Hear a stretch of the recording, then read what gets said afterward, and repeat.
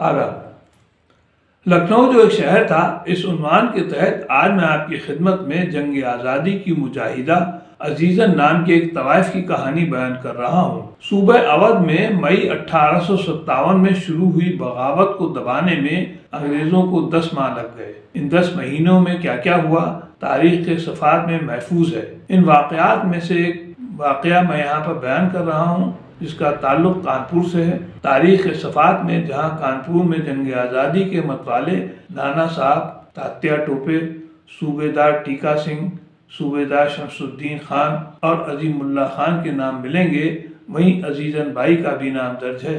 عزیزن by Lucknow کی ایک مشہور طوائف تھی جس نے اپنی تمام دولت اور اپنی وفاداریاں جنگ آزادی کی راہ میں قربان کر دیں اور جام شہادت پی کر ہمیشہ کے لیے امر ہو گئی۔ لکھنؤ کی یہ مشہور طوائف عزیزن 1832 میں مشہور گلوکار حسین خان کے گھر پیدا ہوئی۔ اس کی ماں کا نام حمیدہ خانم تھا۔ وہ بچپن سے ہی نڈر اور عقلمند تھی۔ اس کی بہادری کے قصے بھی مشہور تھے جو کسی کتاب میں تو درج نہیں مگر لوگوں کی زبان زر ضرور تھے۔ جیسے عزیزہ نے ایک بار اپنے عزیزوں کے ہمراہ گومتی ندی کی سیر کو گئی تو اچانک اس نے ایک بچے کو گومتی ندی میں ڈوبتے دیکھا۔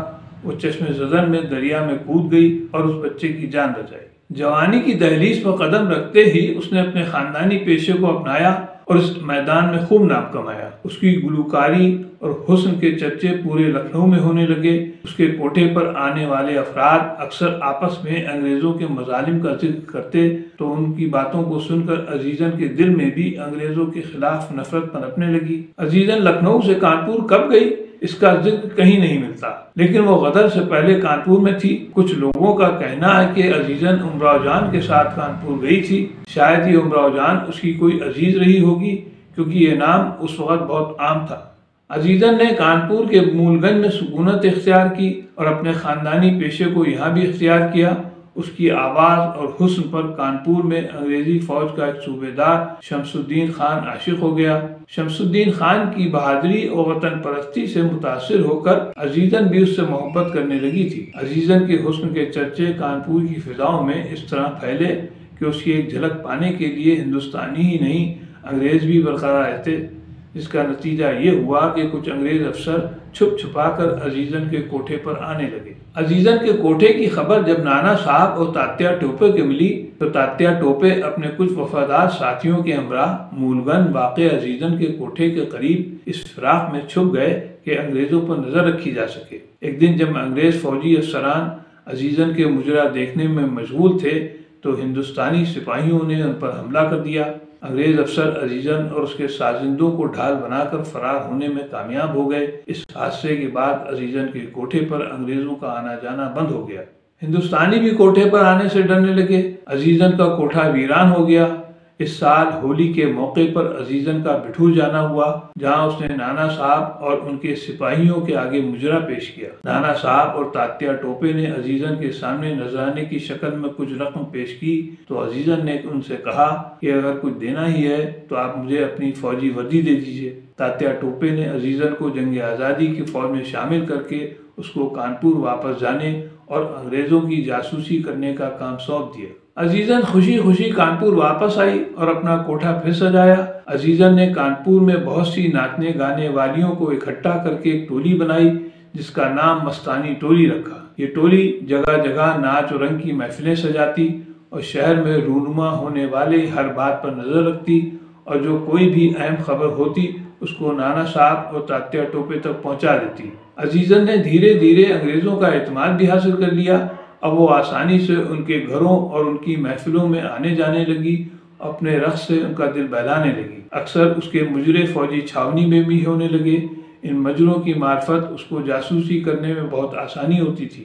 1 جون 1857 کو جنگ آزادی کے سپاہیوں کی خفیہ میٹنگ کانپور میں ہوئی جس میں تاتیا ٹوپے، نانا صاحب، صوبیدار شمس الدین خان، صوبیدار ٹیکا سنگھ، عظیم اللہ خان اور عزیزن شامل ہوئے اور فیصلہ لیا گیا کہ انگریزوں کی حکومت کو جڑ سے اکھاڑ پھینکا جائے کیونکہ انگریزی فوج میں شامل ہندوستانی فوجیوں میں کارتوسوں کو لے کر پہلے سے ہی انتشار پھیل رہا تھا۔ اس لیے یہی وقت ہے کہ انگریزوں پر اچانک حملہ کر دیا جائے۔ 4 جون کی رات کو اچانک کانپور چھاونی میں 3 گولیاں داغی گئیں جن کی آواز سن کر سینکڑوں ہندوستانی فوجی میدان میں نکل آئے۔ سب سے آگے صوبیدار شمس الدین خان اور صوبیدار ٹیکا سنگھ گھوڑوں پر سوار اور ان کے پیچھے سینکڑوں فوجی تھے۔ ان فوجیوں نے انگریزی عمارتوں کو نظر آتش کرنا شروع کر دیا۔ سینکڑوں انگریز مرد، عورت اور بچے قلعے کی طرف بھاگے۔ صبح ہوتے ہوتے پورا کانپور میدان جنگ میں تبدیل ہو گیا۔ باغی فوج قلعے پر گولے برسانے لگی، جس کی وجہ سے انگریز اتنی تیزی سے مر رہے تھے کہ ان کا کفن دفن بھی مشکل ہو گیا۔ یہ لڑائی 21 دن چلی۔ جنگ کی شدت کی وجہ سے انگریزوں کا پیغام رسانی کا نظام درم برم ہو گیا۔ پھر بھی انگریزوں کا ایک ہندوستانی وفادار جنرل ویلر کا پیغام لکھنؤ پہنچانے میں کامیاب ہو گیا۔ اس خط کا پیغام یہ تھا: مدد مدد مدد، ہمیں مدد بھیجو، نہیں تو ہم مر رہے ہیں۔ ہمیں مدد مل جائے تو ہم آ کر لکھنؤ کو بچا لیں گے۔ 25 جون کو جنرل ویلر نے قلعے پر امن کا سفید جھنڈا پھہرا دیا، اس صلح کا پیغام بھجوایا۔ اس کے بعد فوراً ہی نانا صاحب نے جنگ بندی کا اعلان کر دیا۔ اس جنگ میں ملی فتح کے بعد 27 جون 1857 کانپور چھاونی اور اس کے آس پاس کے علاقے میں موجود تمام سرکاری عمارتوں سے انگریزی جھنڈے اتار کر ہندوستانی پرچم لہرا دیے گئے۔ 1 جولائی کو نانا صاحب کانپور سے بٹھور گئے اور پیشوا کی گدی پر بیٹھے۔ دوسری طرف کانپور والوں کی مدد کے لیے الہ آباد سے جنرل نیل اور سلطان پور سے جنرل ہیولاک اپنی اپنی فوجوں کے ہمراہ روانہ ہوئے اور راستے میں پڑنے والی آبادیوں کو تاراج کرتے ہوئے کانپور پہنچ گئے۔ ہیولاک اور جنرل نیل کے کانپور پہنچنے کی خبر ملتے ہی نانا صاحب خود اپنی فوج کی قیادت کرتے ہوئے مقابلے کے لیے میدان میں آئے۔ جنگ ایک بار پھر شروع ہو گئی، مگر نانا صاحب کی فوج انگریزوں کی تازہ دم فوج کا مقابلہ نہیں کر پائی اور ان کو پیچھے ہٹنا پڑا۔ نانا صاحب نے ایک بار پھر بھرپور حملہ کیا، مگر ان کو شکست ہو گئی۔ 17 جولائی کو ہیولاک کی فاتح فوج کانپور میں داخل ہوئی۔ جنرل ہیولاک نے گوری پلٹن اور سکھ ریجیمنٹ کو حکم دیا کہ وہ شہر کو لوٹ لیں۔ اس کے بعد جنرل ویلر کی موت کا بدلہ لینے کے لیے شہر میں قتل عام شروع کر دیا گیا۔ سینکڑوں افرادوں کو پھانسی دے دی گئی۔ نانا صاحب بٹور چھوڑ کر اپنے ساتھیوں کے ہمراہ فتح گڑھ کی طرف چلے گئے۔ کانپور کی بغاوت کو کچل کر ہیولاک لکھنؤ کی طرف بڑھا۔ ہیولاک کانپور سے نکلا ہی تھا کہ اسے خبر ملی کہ نانا صاحب نے کانپور پر پھر حملہ کر دیا ہے۔ جنرل نیل نے فوراً ہیولاک کو واپس کانپور بلا لیا۔ کانپور پہنچ کر اسے خبر ملی کہ نانا صاحب نے دوبارہ بٹھور پر قبضہ کر لیا۔ 17 اگست کو انگریزی فوج اور سکھ ریجیمنٹ نے ہیولاک کی قیادت میں بٹھور پر حملہ کر دیا۔ اس لڑائی میں بھی نانا صاحب کو شکست ہوئی۔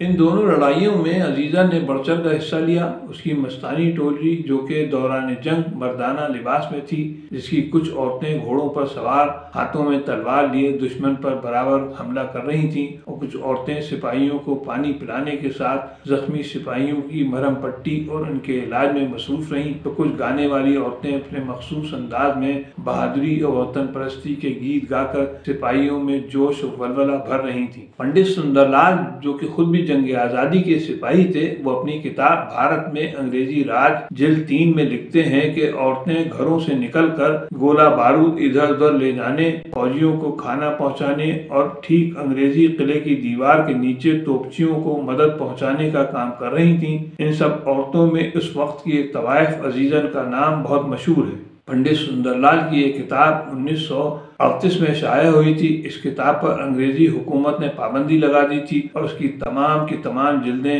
اکٹھا کر کے نیست و نابود کر دی تھی۔ کانپور پہ قبضہ ہو جانے کے بعد انگریزوں نے باغی سپاہیوں کو ڈھونڈ کر گرفتار کرنا شروع کر دیا۔